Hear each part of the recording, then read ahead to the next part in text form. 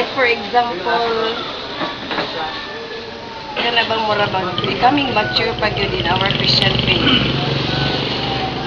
Though there are discouragement, pero somehow we have a common denominator that brought us together nga to agree ba nga na may Ginoo. So go on. So blessings kay basta daghan, innumerable. Ikaw? Ako.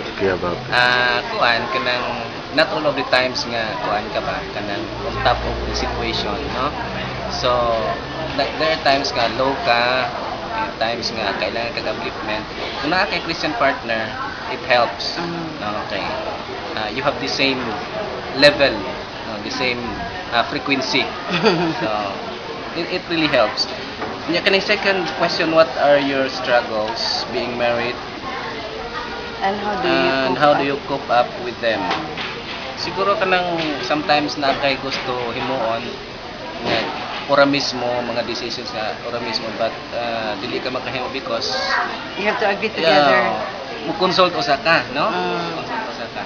So there are things nga kuan kanang gusto nimo himuon diha dayon, but because of respect sa imong partner, you have to consult. Not most siguro dili lang sa iya side, pero ngadto pod sa mga bata, sa family as a whole, nga kuan situation sa inyo na. Okay, thank you.